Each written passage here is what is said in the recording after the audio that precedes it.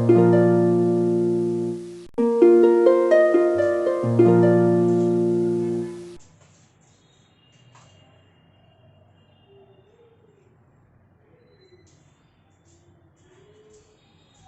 Guys, good morning, good afternoon, good evening. कैसे हैं आप सब लोग? होप सो बेटा आप सब बहुत बढ़िया होंगे और अपनी पढ़ाई में लगे हुए होंगे। तो in the change in the profit sharing ratio वाला जो हम लोग चैप्टर पढ़ रहे थे, change in the existing PSR of the partners, उसमें आज हम लोग लास्ट वीडियो लेकर के आ रहे हैं इस सीरीज का। और आज आपका चैप्टर पूरा का पूरा कंप्लीट हो जाएगा। तो हम लोग देखते हैं कि what we have studied earlier, we have studied all the accounting treatments that are required for the change in profit sharing ratio. We have studied about the determination of gaining and sacrificing ratio first. Then we have studied the accounting treatment of goodwill in all the cases when there is no existing goodwill appearing in the books of accounts, when there is existing goodwill appearing in the books of accounts and all that thing.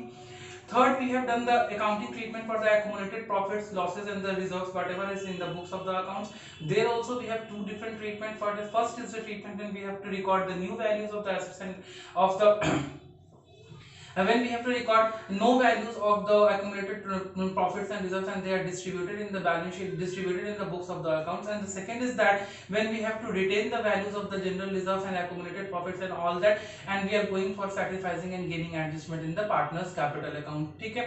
Then we have discussed about the revaluation of assets and reassessment of liabilities. And fourth, we have understand the preparation of the reconstituted firm's balance sheet. Now it is the fifth accounting treatment, and that is the adjustment of capital, which is just only an extension of the preparation of the balance sheet what we have studied earlier in the previous videos. Hope so you have studied all that points. In case you don't have that discussion and you have not recorded and you have not seen the previous videos, the previous recordings, in that case first of all just start with the previous recording, first of the recordings of this playlist, and then go on with that playlist and then come at this video, because you will not get the understanding about the topic. For that it is very much necessary that you go on with the first video and then in the serial, so that you can have the understanding of the proper topic. For this I have just given the link of the playlist in the I button, and you can use that playlist link to get the videos on your YouTube, on our YouTube channel. Okay, now we are going to have the discussion on what we have to study here right now. This is the adjustment of capital among the partners with the help of cash and current account adjustment. And for that the question has been designed here for getting that adjustment. हमें करना क्या है?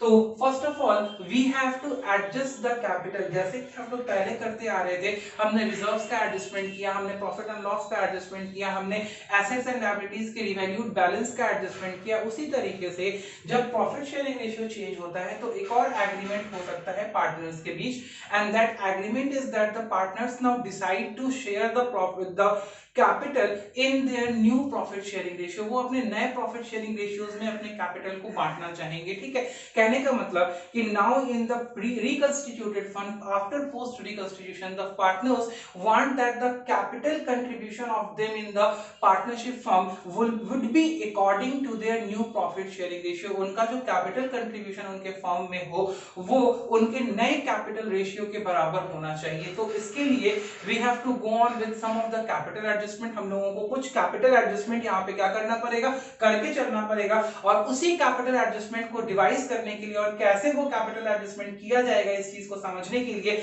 हम लोगों को एक practical example के through उसको समझना पड़ेगा कि how the capital adjustment is done. तो कैपिटल एडजस्टमेंट कैसे किया जाता है, आइए इसको समझने के लिए हम लोगों के पास में एक क्वेश्चन है। हम लोग इस क्वेश्चन को बनाते हैं और इस क्वेश्चन के हेल्प से ही हम लोग कैपिटल एडजस्टमेंट समझने वाले हैं। Nothing is new in this topic, only at the time of maintaining the partners capital account. जब हम लोग पार्टनर्स कैपिटल अकाउंट बनाएंगे उस टाइम में we have to do a certain adjustment. हमें कुछ एक एडजस्टमेट छोटा सा एक एडजस्टमेंट करना है, and everything else remains the same. बाकी सारी चीजें सेम रहेंगी, कहीं पे कुछ भी इधर उधर नहीं होगा।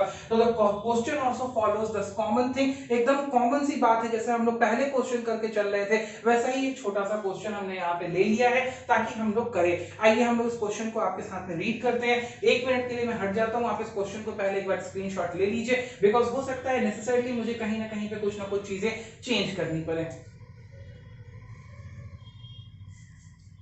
ठीक है, चलिए आइए अब हम लोग देखते हैं। हमारे पास में चार पार्टनर हैं P Q R and S, and they are in a partnership firm sharing profit and losses in the ratio 1:4:2:3।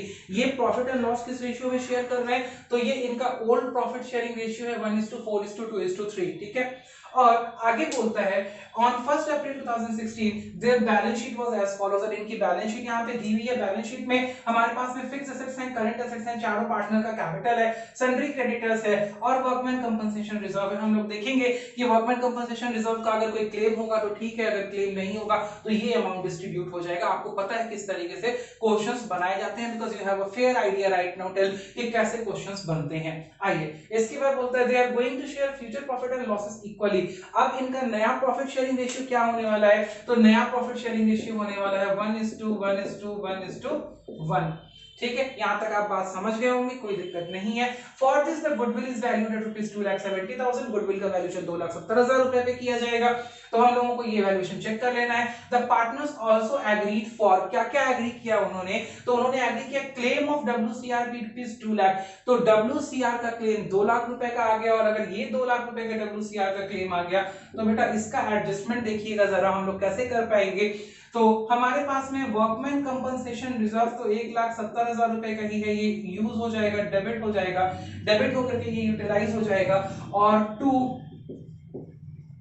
Provision for WC workman compensation अगर 2 लाख रुपया जाएगा तो ऑब्वियस सी बात है हमें लॉस होने वाला है 30,000 रुपीज का। और इसके लिए हमने रिवैल्यूएशन अकाउंट को डेबिट कर दिया है 30,000 रुपीज से। होप सो आप इसका एडजस्टमेंट समझ गए होंगे कि इस पार्टिकुलर केस का क्या एडजस्टमेंट होगा। तो revaluation account debit 30,000, WCR account debit 1,70,000 and to provision for workman's claim 2 lakh rupees, जो कि ये प्रोविजन का अमाउंट 2 लाख रुपए का हमारी नई रिकंस्टिट्यूटेड बैलेंस शीट में लायबिलिटी साइड में शो हो रहा होगा। ठीक है, इसमें आपको कहीं कोई कंफ्यूजन नहीं होगा, मैं ये बात समझ गया हूं। तो इसके लिए हम लोगों के रिवैल्यूएशन में एक लॉस आएगा कितने रुपीस का?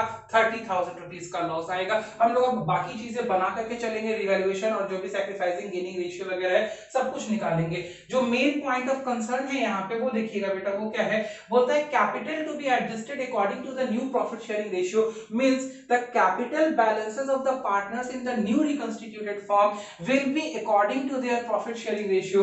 मींस जो उनका नया प्रॉफिट शेयरिंग रेशियो है, मतलब क्या होगा? कैपिटल कंट्रीब्यूशन को बराबर बराबर कर देना है सारे पार्टनर्स का।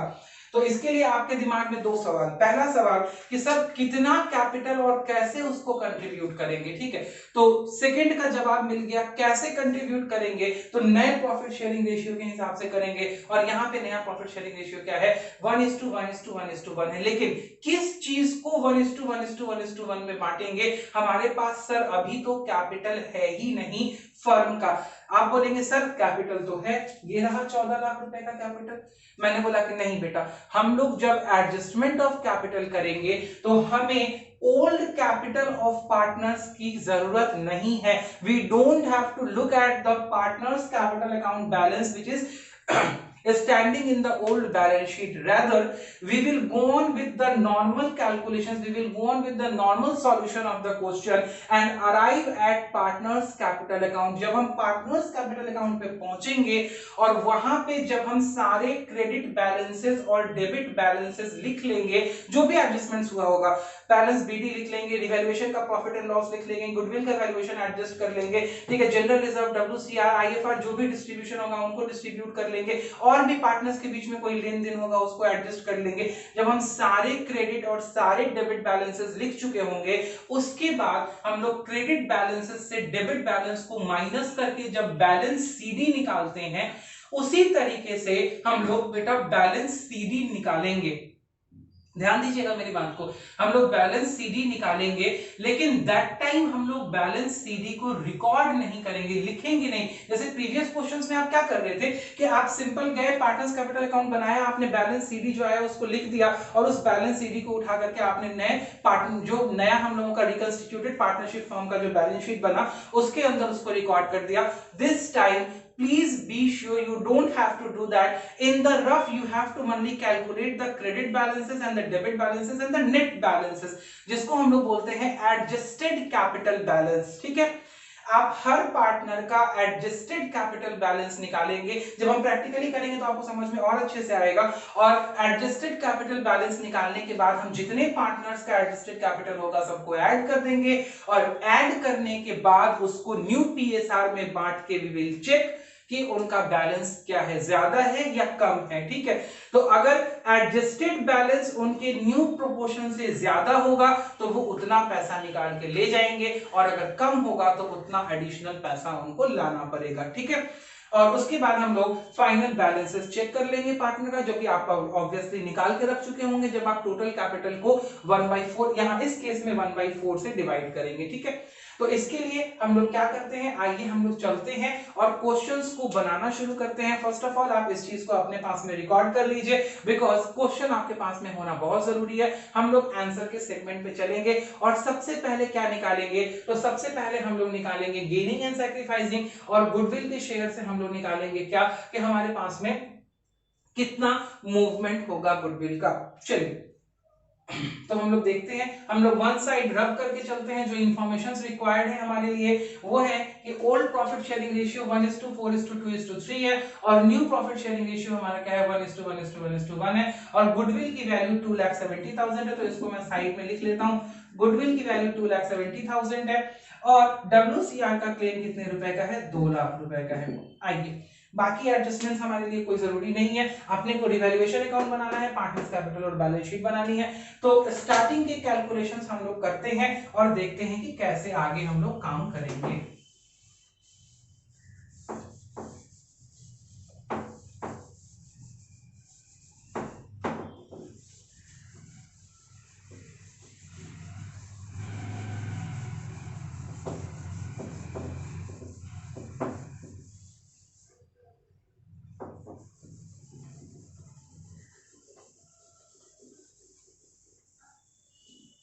आइए सबसे पहले हम लोग सैक्रिफाइसिंग रेशियो निकालेंगे, और अगर हम लोग सैक्रिफाइसिंग रेशियो निकालते हैं तो देखिएगा हम लोगों को क्या करना पड़ेगा।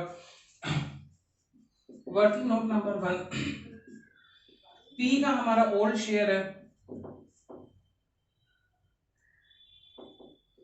1/10 - 1/4, क्यू का शेयर है 4/10 - 1/4, आर का है 2/10 - 1/4, एंड एस का है 3/10 - 1/4। तो हम लोग चेक करेंगे 40, 4 - 10 -6/4, यहाँ पे गेन है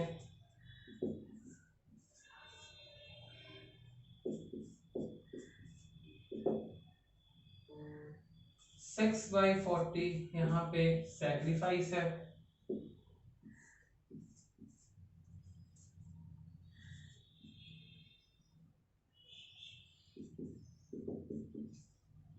-2/40, यहाँ पे गेन है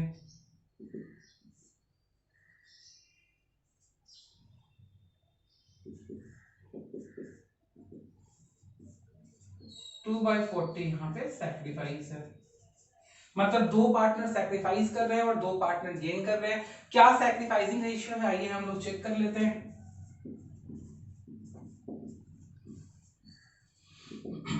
कौन कौन गेन कर रहा है, तो हमारे पास में एक तो P गेन कर रहा है और दूसरा हमारे पास में गेन कर रहा है R, और लॉस कौन कर रहा है, तो हमारे पास में लॉस कर रहे हैं Q, और सेकंड पार्टनर जो हमारे पास में लॉस कर रहा है वो है S। जो हम लोगों का सैक्रिफाइसिंग रेशियो है वो है हमारे पास में 6:2, या इसको हम लोग तोड़ेंगे तो ये हो जाएगा 3:1। तो सेम हमारे पास में गेनिंग रेशियो भी क्या आएगा बेटा, 3:1। प्लीज चेक कर लीजिए कि यहाँ पे आपका गेनिंग और सैक्रिफाइसिंग रेशियो 3:1 आ रहा है या नहीं आ रहा है। लेट्स चेक दैट पॉइंट, इसको चेक कर लीजिए, यहाँ तक आप लिख लीजिए, उसके बाद फिर हम लोग आगे बढ़ते हैं कि हमें क्या करना है।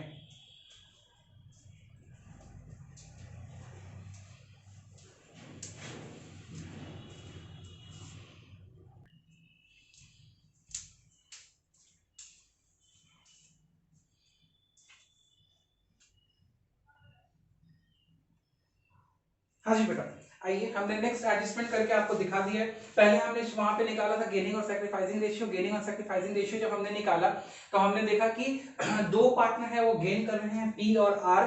पी गेन कर रहा था 6/40 शेयर, आर गेन कर रहा था 2/40 शेयर, ठीक है। तो इस हिसाब से ये हमारा 6/40 शेयर का जो गेन था वो गेन किसका था, ये पी का गेन था और ये आर का गेन था। हमने उस चीज के हिसाब से जो टोटल गुडविल का वैल्यूएशन था 270, उसका 8/40 शेयर निकाला 54,000 रुपीज, ये गुडविल का शेयर्ड वैल्यू हो गया।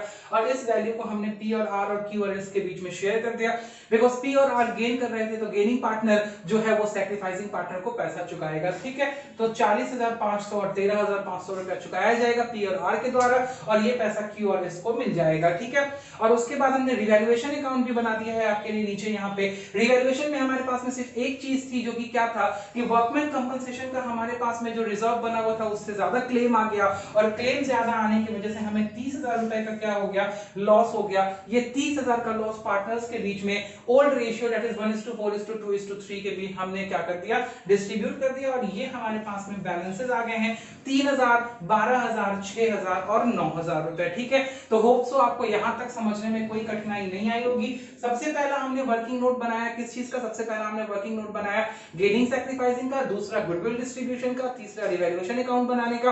अब हम लोग मेन पार्ट में आ गए हैं, ये हमारे आंसर का मेन पार्ट था, रिवैल्यूएशन अकाउंट बना करके वहां पे दिखाना था। अब हम लोगों को बनाना है पार्टनर्स कैपिटल अकाउंट और एडजस्टमेंट करना है पार्टनर्स कैपिटल अकाउंट का। ठीक है, तो वो हम लोग अब बनाने जा रहे हैं, आप प्लीज उसको देखिएगा। सबसे पहले इन चीजों को यहां तक आप रिकॉर्ड कर लीजिए, और उसके बाद हम लोग पार्टनर्स कैपिटल अकाउंट में एडजस्टमेंट को देखते हैं।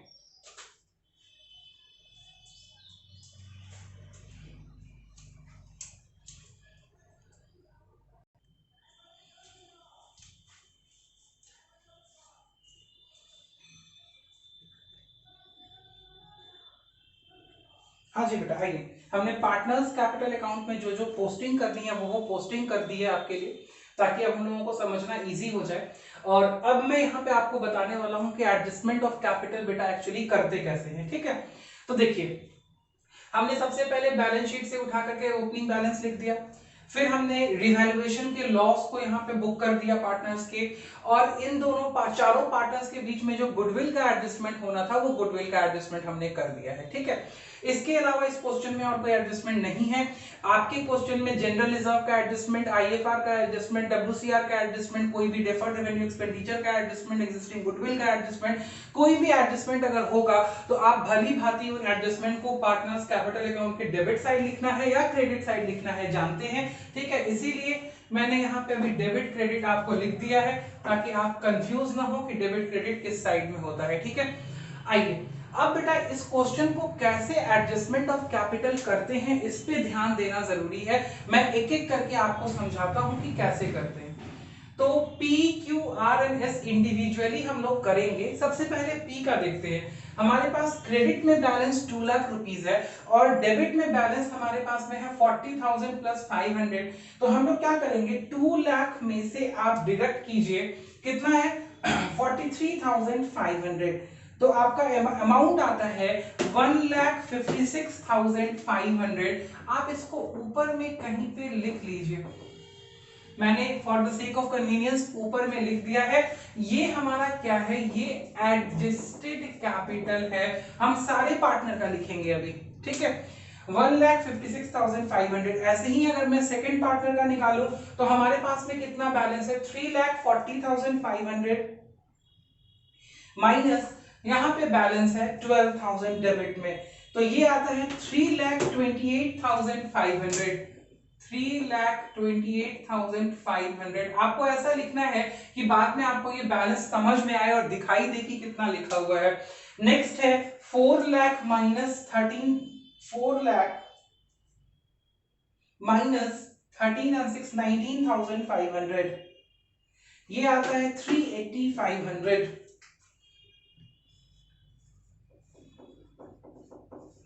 ठीक है, ये हमारे पास में एडजस्टेड बैलेंसेस निकल रहा है सारे पार्टनर्स का, जो कि हमारे पास में बचा हुआ था। और फोर्थ में है 513,500 माइनस 9,000, ये बैलेंस आता है 5,04,500। 5,04,500। नाउ अब हम क्या करेंगे बेटा, अब हमें एडजस्टेड कैपिटल पता चल चुका है। आज के दिन रिकंस्टिट्यूशन का सारा काम खत्म करने के बाद पार्टनर्स का, now add up this balances. इन सारे बैलेंस को जब आप ऐड कर दोगे तो आपको total capital of the new firm पता चल जाएगा। क्या पता चल जाएगा, total capital of the new firm, देखिए total capital of the new firm क्या होगा, तो हम लोग ऐड करते हैं। पहला बैलेंस है 1,56,500, फिर हमारे पास में बैलेंस है 3,28,500, फिर बैलेंस है हमारे पास में 3,80,500 एंड नेक्स्ट बैलेंस है हमारे पास 5,04,500। इन सबको ऐड किया तो हमें पता चला कि हमारा टोटल कैपिटल, मैं यहां लिख देता हूं, टोटल कैपिटल हो जाएगा हम लोगों का 13,70,000।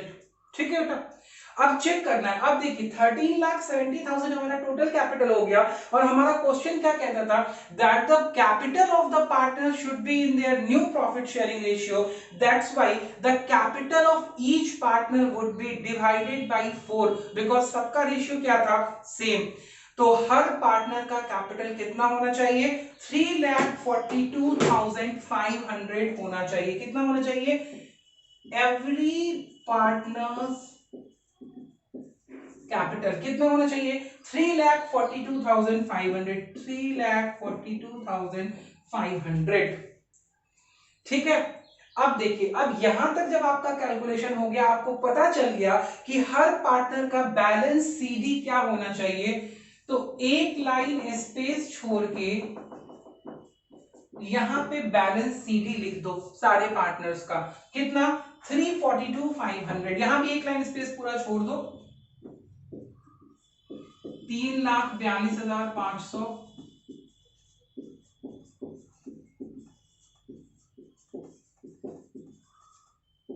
ये होना चाहिए।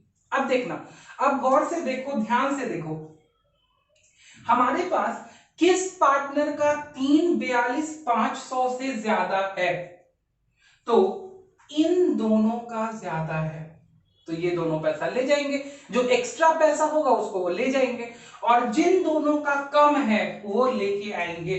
तो बेटा P पैसा लेके आएगा, कितना लेके आएगा, अब तुम्हें मुझे बताने की जरूरत, मैं तुम्हें बताऊंगा ये जरूरी नहीं है। 3,42,500 होना चाहिए और 1,56,500 है, तो क्या करोगे, 3,42,000 होना चाहिए और 1,56,500 है, दोनों को माइनस कर दो, 1,85,500। ठीक है, ए इतना पैसा लेके आएगा, लेके आएगा। तो जब कोई भी पार्टनर पैसा लेके आएगा बाय कैश या बैंक, एज द केस में भी, जो बैलेंस शीट में दिया होगा, कैश दिया होगा, मतलब जो पहले वाली बैलेंस शीट में अगर कैश दिया होगा तो कैश अकाउंट यूज कर लेना, अगर बैंक दिया होगा तो बैंक अकाउंट यूज कर लेना। कितना बैलेंस लिखूं मैं, 1,85,500, बिकॉज अगर कोई पार्टनर पैसा लेके आएगा तो क्या एंट्री होगी, बैंक अकाउंट या cash account debit to that partners capital account, यहां पे क्या एंट्री होगी, bank account debit to P's capital account. ठीक है, तो वो पैसा 1,85,500 रुपया लेके आएगा।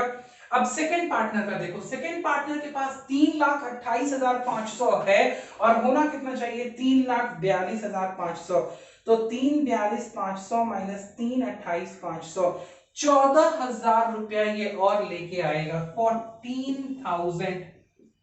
यहां डैश कर दो, बिकॉज ये पार्टनर्स लेके नहीं आएंगे। आपको समझ में आ गया होगा, तो यहां पे भी डैश कर दो, ये दोनों पार्टनर्स लेके जाएंगे नहीं, कम नहीं होना है इनका कैपिटल का बैलेंस। अब आओ सी की बात करते हैं, मतलब आर की बात करते हैं, सॉरी, आर के पास 3,42,500 होना चाहिए और ऑलरेडी है 3,80,500। कितना ज्यादा या कितना कम, तो चेक करते हैं, 3,80,500 और होना कितना चाहिए, 3,42,500। 38,000 रुपया ज्यादा है, तो ये 38,000 लेके जाएगा। और इसी तरीके से चेक करो एस का, तो एस के पास तो बहुत ज्यादा बैलेंस है, 5,04,500 और होना चाहिए 3,42,500। 1,62,000 रुपया एक्स्ट्रा है, ये 1,62,000 रुपया लेके जाएगा। तो यहां लिख देंगे टू कैश या bank account as the case may be. तो ये पूरा जो हमने काम किया, यहां जो हमने काम किया और प्लस यहां जो हमने काम किया, this work is extra and this is called as adjustment of capital. इसी को हम लोग एडजस्टमेंट ऑफ कैपिटल कहते हैं। तो एडजस्टमेंट ऑफ कैपिटल में ये चीज बहुत इंपॉर्टेंट है कि आपको किस तरीके से डील करना है। ठीक है, आप इसको नोट कीजिए, रिकॉर्ड कीजिए, हम लोग इसके बाद आगे फिर डील करते हैं।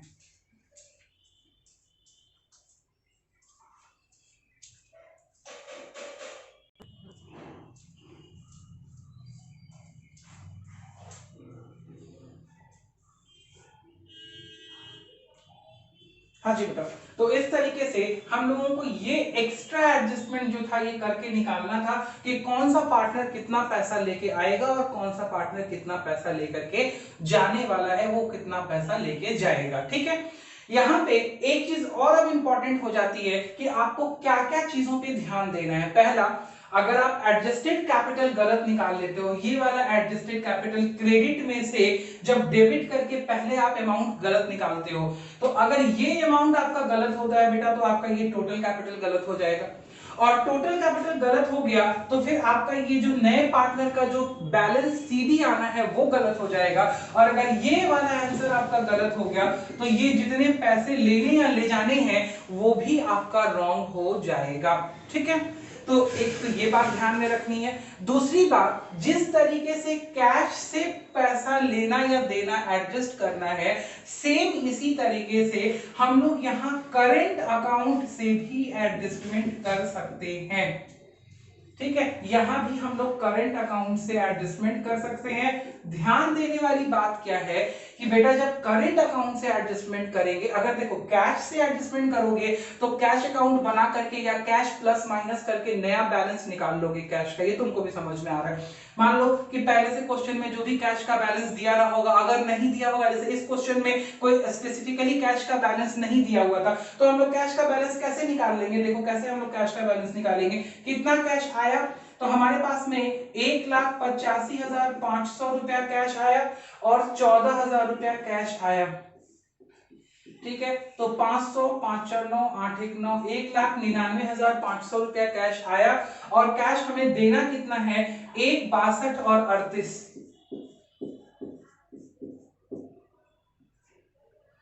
ठीक है, तो यहाँ पे हम लोगों का नेगेटिव कैश बैलेंस आ जाएगा, इस बात को हम ध्यान देंगे। और अगर पहले से हमारे पास में कोई कैश बैलेंस होगा तो वो भी हम लोग देख लेंगे कि कोई कैश बैलेंस है या नहीं है। इसी तरीके से जब हम लोग ये देखेंगे कि हम लोग करेंट अकाउंट के एडजस्टमेंट कर रहे हैं, तो करेंट अकाउंट के एडजस्टमेंट में हम लोगों को क्या करना पड़ेगा, आइए हम लोग देखते हैं।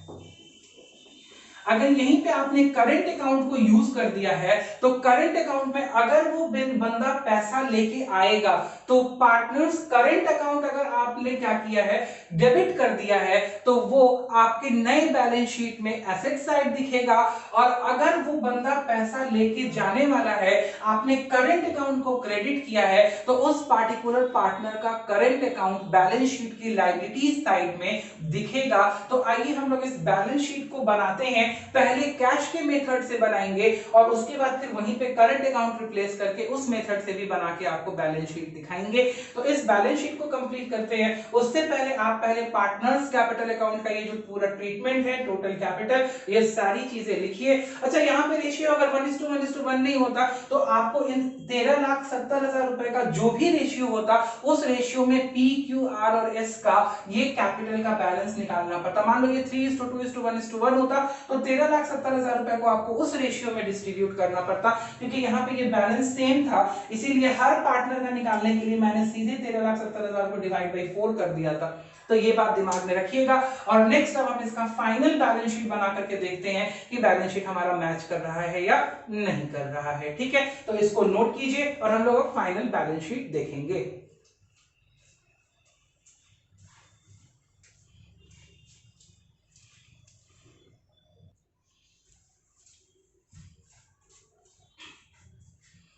एक चीज बेटा यहाँ पे देखेंगे, हम लोगों ने जब कैलकुलेशन किया था तो जो P पैसा लेकर के आएगा, वो पैसा कितना लेकर के आएगा, वो पैसा लेकर के आएगा 1,86,000, बिकॉज 3,42,500 में से 156,500 अगर हम माइनस करेंगे तो वो बैलेंस 1,86,000 रुपया आता है, 1,86,000 आता है। तो इस चीज को ध्यान देंगे, यहाँ पे हम लोगों का थोड़ा सा मिस्टेक हुआ था, it is 1,86,000, sorry for the mistake, ये 1,86,000 रुपीज आएगा जो कि पैसा वो लेकर के आएगा, ठीक है।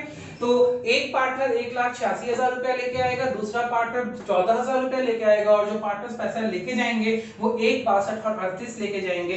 तो मतलब यहाँ पे इस क्वेश्चन में जितना पैसा ब्रिंग इन होगा उतना ही पैसा वहां से फिर क्या हो जाएगा, निकल जाएगा पार्टनर्स के द्वारा, ठीक है। पार्टनर्स उतना पैसा लेके चले जाएंगे। तो यहाँ पे एक थोड़ा सा मिस्टेक था, इसको आप ठीक कर लेंगे, बिकॉज यहाँ पे ये 500 रुपीज का एक मिस्टेक हो गया था, ठीक है। होप सो आप इसको करेक्ट कर लेंगे, और फिर उसके बाद हम लोग नया बैलेंस शीट, इसकी जो बैलेंस शीट बनेगी फाइनल बैलेंस शीट, उसको लेकर के आपके सामने आते हैं।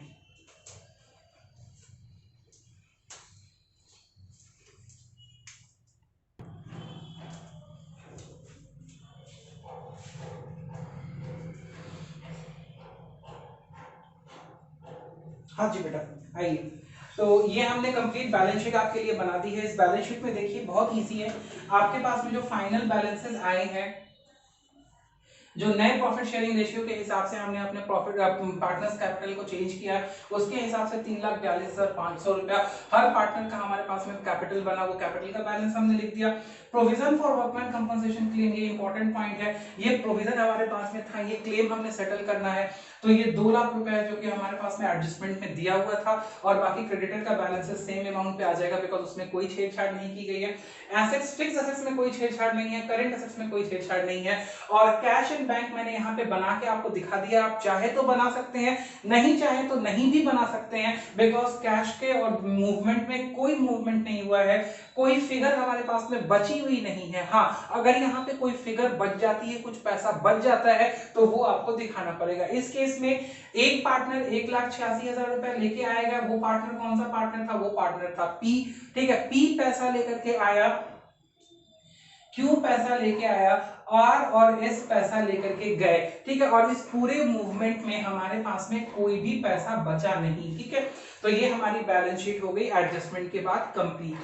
अगर यहीं पे बेटा हम लोग क्या यूज कर रहे होते, यहीं पे हम लोग यूज कर रहे होते करंट अकाउंट, तो फिर ये बैलेंस किस तरीके से लिखा जाता उसको देखिएगा थोड़ा। उस केस में हम लोग यहाँ पे कैश और बैंक ना लिख करके पीज और क्यूज करंट अकाउंट लिखते, ठीक है। यहाँ पे हम लोग क्या लिखते, अगर ये हम लोग करंट अकाउंट मेथड से बना रहे होते इसी क्वेश्चन को, तो हम लोग यहाँ पे लिखते क्या, हम लोग यहाँ पे लिखते P's current account 1,86,000, Q's current account 14,000। क्यों? बिकॉज ये वो पैसा लेके आने वाले हैं, तो जो पार्टनर से पैसा फर्म को मिलना है वो पार्टनर फर्म के लिए क्या बन जाता है, डेटर बन जाता है एक तरीके से। और यहाँ पे हमें एक्स्ट्रा लिखना पड़ता क्या, तो हमें यहाँ पे लिखना पड़ता आर और एस का करंट अकाउंट यहाँ पे दिखाना पड़ता। तो आइए मैं वो आपको दिखाता हूँ करके कि वो एडजस्टमेंट कैसे होगा, बिकॉज टोटल का अमाउंट भी हमारा चेंज करेगा। तो यहाँ पे हम लोग लिखते P Q R's current account and S's current account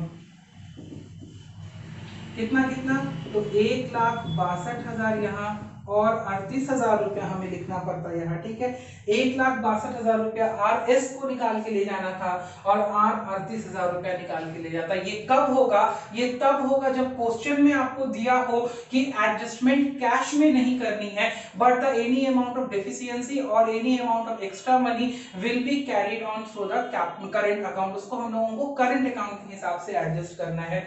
तो इस केस में हमारा बैलेंस क्या हो जाएगा, तो इस केस में हमारा बैलेंस कुछ चेंज करेगा। कितना रुपया चेंज करेगा, तो दोनों तरफ 2 लाख रुपया ऐड हो जाएगा। पहले से मेरे पास कितना बैलेंस था, 13, 2, 15, 2, 17, 1, 18, और 2 लाख रुपया यहाँ ऐड हो जाएगा, और ये बैलेंस कितना हो जाएगा बेटा, 20 लाख। बैलेंस शीट आपका मैच करेगा, लेकिन अमाउंट होगा, वो अमाउंट क्या होगा, वो अमाउंट आपका डिफरेंट होगा, वो अलग अमाउंट होगा जो कि आपका बैलेंस शीट मैच करेगा। यहाँ पे ये 20 लाख रुपए हो जाएगा।